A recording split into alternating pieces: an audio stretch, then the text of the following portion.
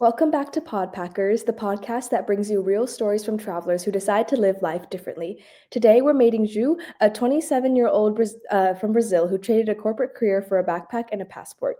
Over the last 2 years, she's been living as a digital nomad, exploring the world slowly, connecting with people, and immersing herself in nature, all while working online and discovering new versions of herself along the way.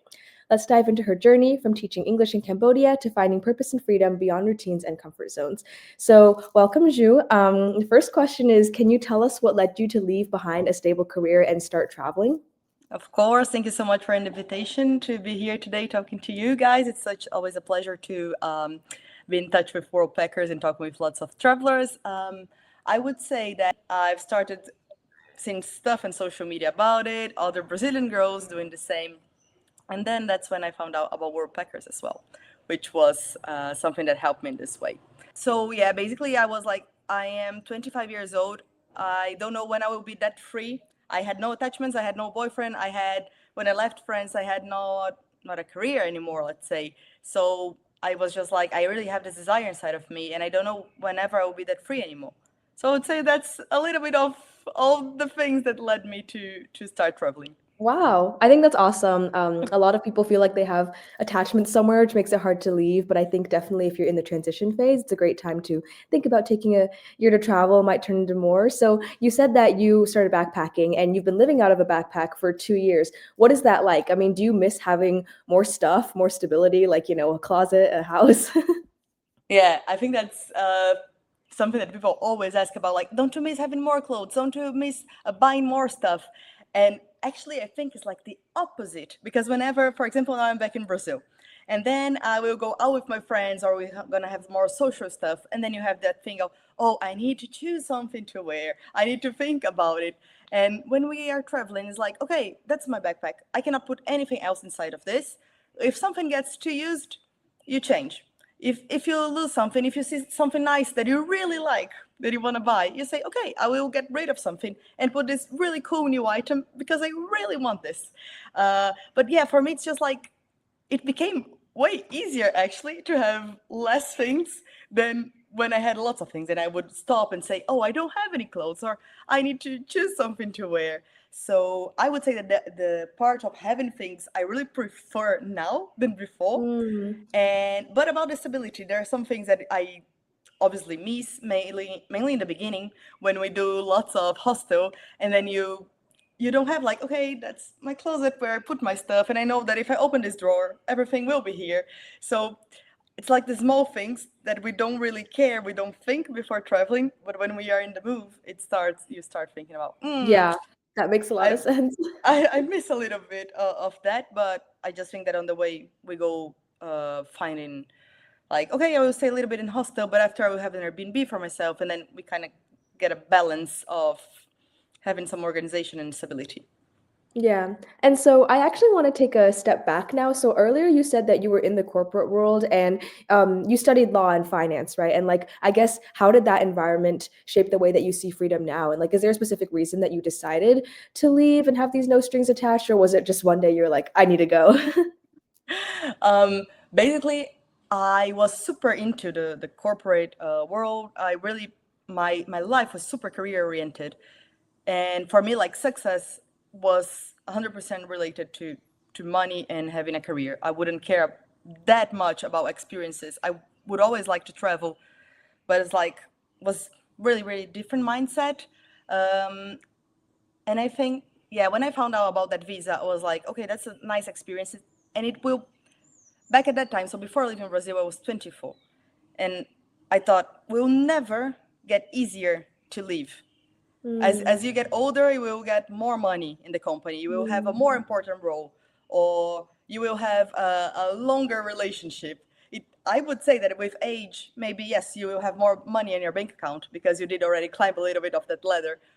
But in some many other ways, it will be so much harder to leave. So I think this was my mm. main mindset when I decided. I was like, if I stay, will just get more roots and more attached. I see. So yeah, I think was mainly that. And I do think that it's also really important to have this background because, for example, if I have never joined the corporate world, I would not know how it works. I Mm. would not know that, well, it is, well, there are nice things, but there are so many things there that I don't agree, that I don't want it to be part of my life. So Mm. much of hours that you need to put into someone else's dream. Yeah. So I would Wow, say, you said it so well. I mean, now you're putting all the hours into your own dream, right? That's awesome. exactly. And a lot of people, they would say just, oh yeah, but how are you gonna survive? How are you gonna make money? And then I just think that on the road, when we're doing our way, we learn so much other ways of living, or even about how you can make money, that you don't actually need to be just like working and putting effort into somebody else's dream or company. Yeah, that makes a lot of sense. And so I know when you went to France at first, you were just working, right? And then so you discovered Worldpackers later on social media. And what made you decide to take that step and go and volunteer? Because I mean, I think you probably would have been fine just continuing on this, working holiday visa, right? So like, why did you decide to change things up a little bit? That's a really good question, actually. Um, I had while living in France, I had this friend that she lived there. She had a completely normal life. She was a little bit older than me, and she had just came back from Asia. She had a 3 months experience backpacking in Asia. And back at that time, I was not a traveler. I had not half of the experience I have nowadays. And when she came back and told me all of her stories, showed me the pictures, told me about the prices, because I had no idea that Asia could be that cheap. And still, I come from Brazil, which is not Europe prices, is not America prices. And I was like, oh my God, really? I can do this by myself? It's safe. It's not expensive. It's that beautiful. And then it was, I think that's the most important thing about having references of people that have done Yeah, something that we want to do, because that's awesome. And now you're the reference for whoever's listening to this podcast.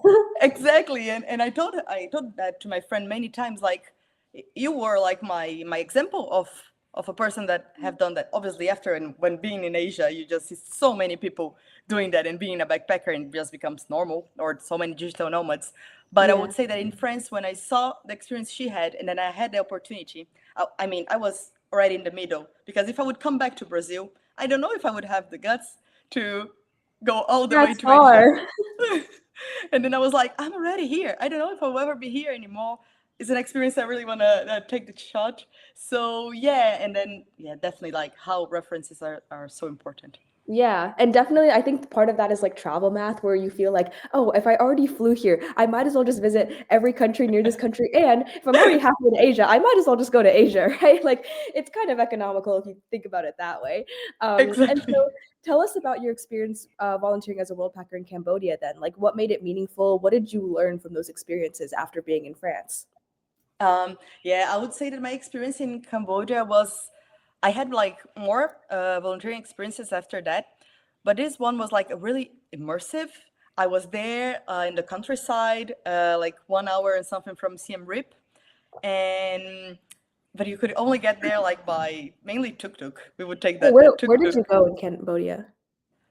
It was, I don't remember exactly. You know Siem Reap, like where you have Well, Angkor because Wat. I was a world packer in Cambodia as well, but it was also like Ah, an hour away from Siem Reap. But I don't know if it was the oh same my place. God, I was in was Kampot. PCF school? Okay, no, I was in No. Kampot, which is like it's kind of near the water where you can see Vietnam. Okay. Oh no, was really in the middle of nothing. Middle, okay. No water. You could see no Okay. water. But yeah, it was like this amazing project where we would teach English to kids. So we were living with this Cambodian family, and there was like so many relatives in the same house, and about 8 volunteers, and it was just like really slow paced life. And you got, I was there for like 2 weeks, but it was so intense. We would do everything together, and then we would do karaoke night with them singing in Khmer. And I don't know, and the kids, they were like so amazing and so sweet, and really, and you could see how for them it's important to know English, because well, if you know English in Cambodia, you can really have like better job, better pay, maybe experience to after go and work abroad in Thailand, Vietnam, whatever. So it was just like, yeah, immersive, I would say, contact with many different nationalities as well. And you could really feel like you were doing something great, something Mm, useful. And it was obviously challenging as well, because it's not that I was teaching English to Brazilians. I was teaching English to Cambodian kids. So that was also a challenge because sometimes in the beginning it was like, okay, I'm talking to them like I'm talking to a normal person. They're obviously not understanding what I'm saying. I need to think better about how I'm doing these classes. Mm. And yeah, but everything about that project was really nice, and I would definitely come back. Yeah, awesome. And you mentioned that traveling has helped you discover new versions of yourself. What exactly does that mean as you move from place to place? I would say that when I would live here in my city, Florianopolis, I was not adventurous at all. I cannot say at all, but I was not that much of a nature girl.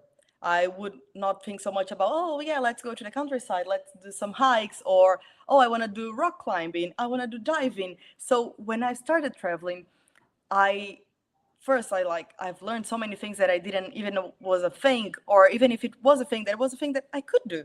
So for example, like now in Egypt, I've learned the rock climbing, and here in Brazil is something I would never think, oh yeah, today I'm gonna go rock climbing. I just think that when you're in that hostile environment or with other volunteers, and then people just share what they have been doing, and they're like, oh yeah, yesterday I went for a dive, yesterday I did the surf class, do you want to join? Oh yeah, I'm gonna join. And then Yeah. you're not afraid of, oh, I'm gonna be bad, oh, I've never done that before, or no, you're just like, oh yeah, I can try, and if it sucks, I'll just never do it again. But oh, I really like and have a new hobby, and you stop thinking like, oh yeah, we'll do this, and I need to be constant. It's just like, no, I just want to try something new for fun. It's nice to try new things, and it just can just be a hobby. Maybe we'll be for 3 4 months without doing that again. But when I have the opportunity, I know it's something that I will enjoy. So I would say that I started giving a lot more value to, yeah, just trying new stuff, mainly stuff in nature, and yeah, Mhm. not being so pushy or thinking that everything that I do I need to be great. It's not, just like do I it for fun. totally understand that. I think there's also something about like traveling abroad and just putting yourself in a setting that you're like, okay, actually, nobody cares if I suck at this and nobody cares if I'm good and there's no pressure. Because at home, even if I think at home people also probably don't care, but like, it feels like, oh, like I have all this pressure to just be like, excel at everything I do. But when you're abroad, it's like, well, like, I mean, does anyone here really know how to surf that well? Like, if you're in a beginner group of people who have never surfed before, it's like, it's fine if you're bad. It's just like having fun, right?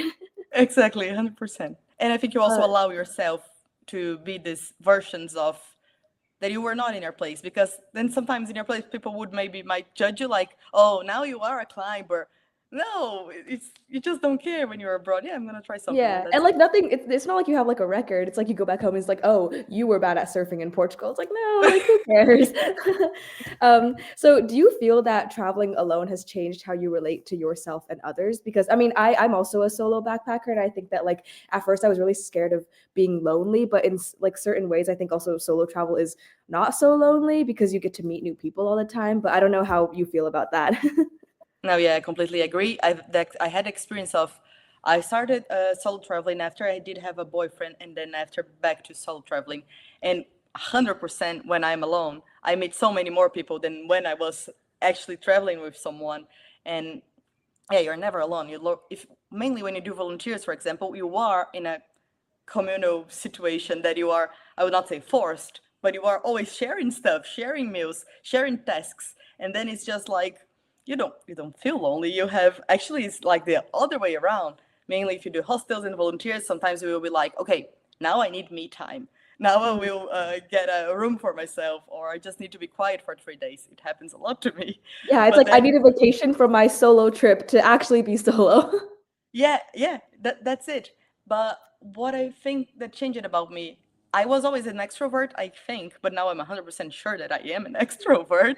And then, yeah, that I had no problems with making friends. And also that I think sometimes when we are back home, we have this role that we have always been during our whole life. So let's say you were smart at school, and then after you had a career. So you always need to be the smart girl that succeeds and is successful. But whenever you put yourself in a situation that you don't know anyone, you allow yourself to be you and not some role that you were before, or that you had to.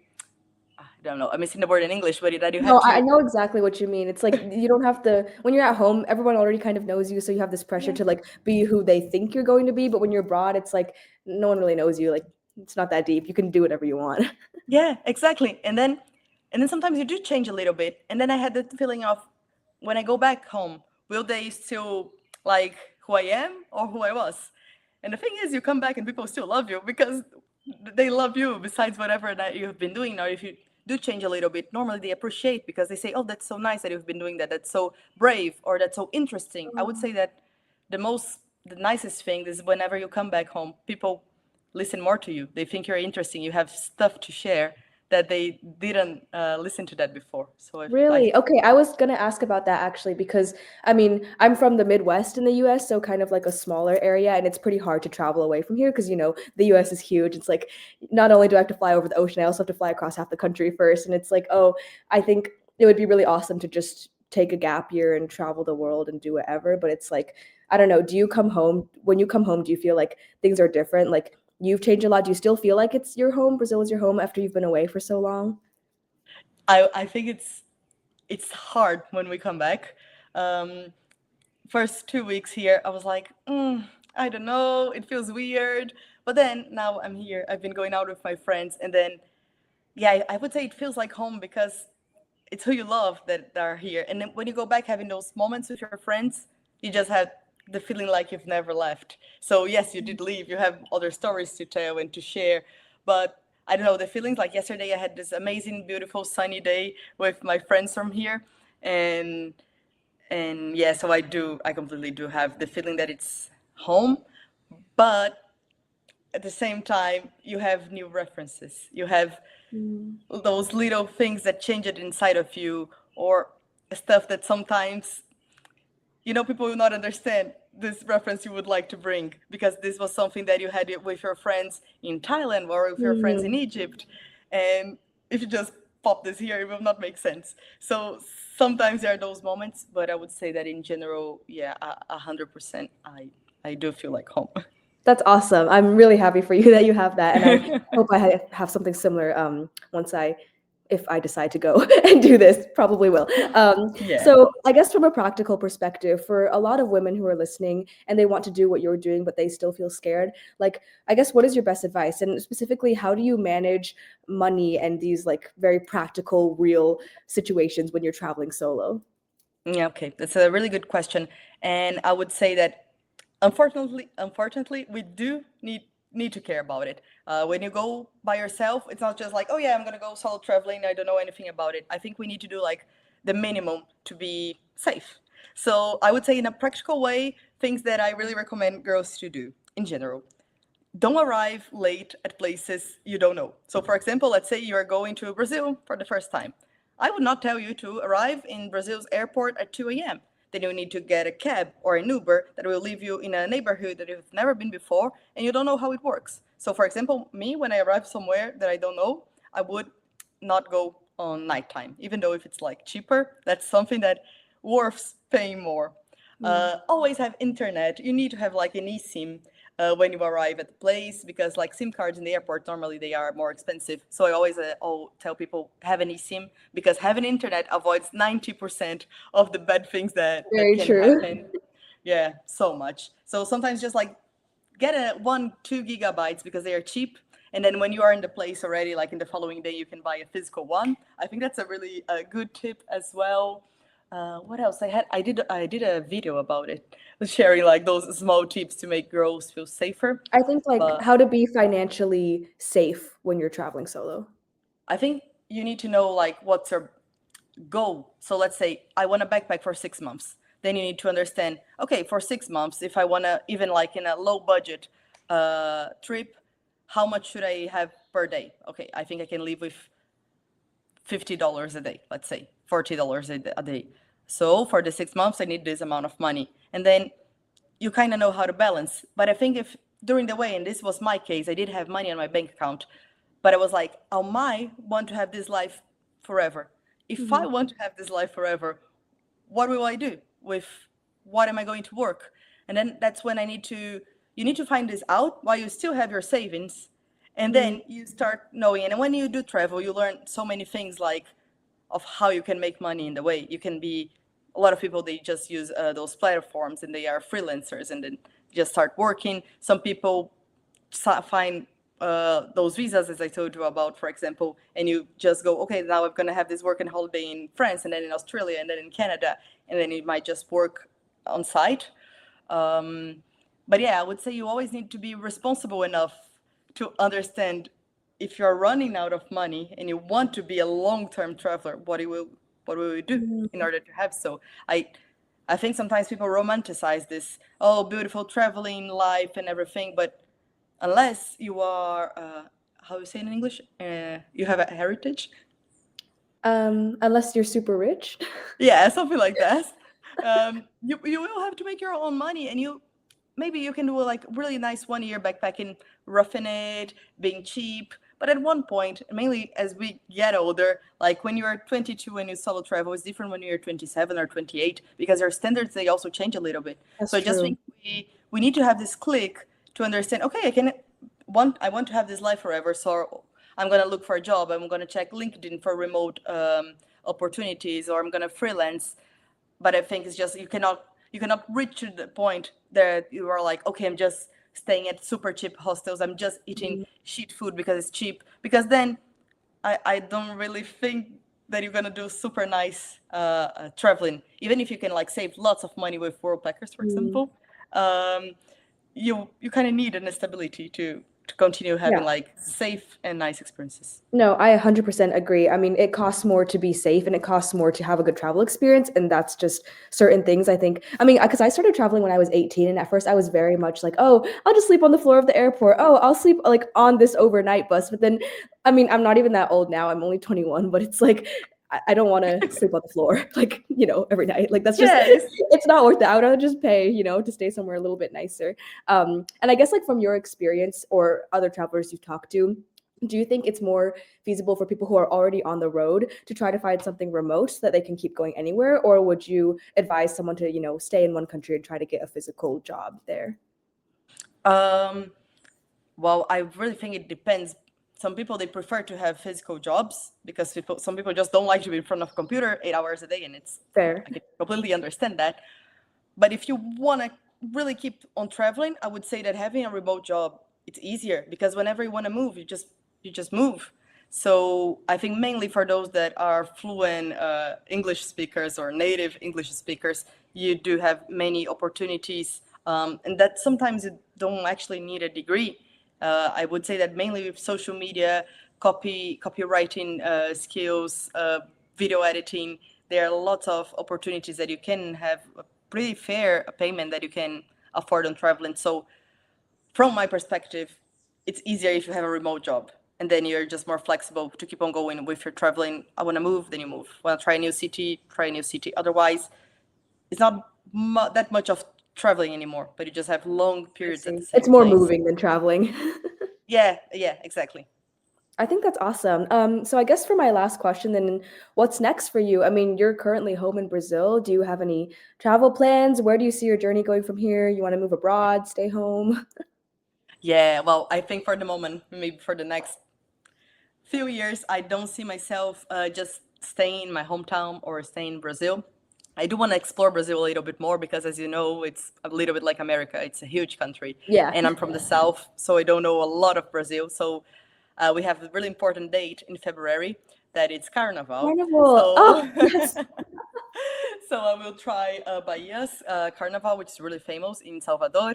After I'm gonna have I'm doing a project of a little bit of video making and UGC content for some hospitality stuff in Bahia with another traveler fellow friend that I met on the way Fun.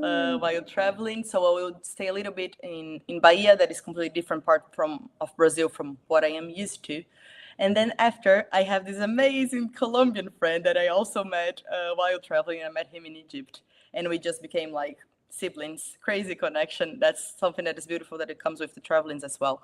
And then I'm gonna have a period in Colombia. That's going to be my first time there. I am South American, but I did not explore South America that much. So I'm really excited to do so. And I hopefully will also launch my first girls expedition like next year. I really want to do that Awesome. in Egypt, where I had like amazing experiences. And many girls, they are not, the courage to go to Egypt by themselves, or they just listen bad things about Egypt. So that's really what makes me want to launch this growth trip to Egypt. So I'm already trying to see if it's going to happen in 2026. Awesome. That's super exciting. Can't wait to hear all about that. Yeah, well, that wraps up today's episode. Thank you, everybody, for listening. I think Ju's story reminds us that there's never really a perfect time to go. You'll never have all the answers, all the money, or the company, of your dreams. And sometimes the best version of yourself is just waiting on the other side of that plane ticket. So if you love this episode, follow Podpackers and Worldpackers on Instagram and TikTok, and check out our website to discover experiences that might also change your life. And until next time, keep exploring, keep connecting, and keep discovering new versions of yourself. Thanks, Ju, for joining us. Thank you. Bye, everyone.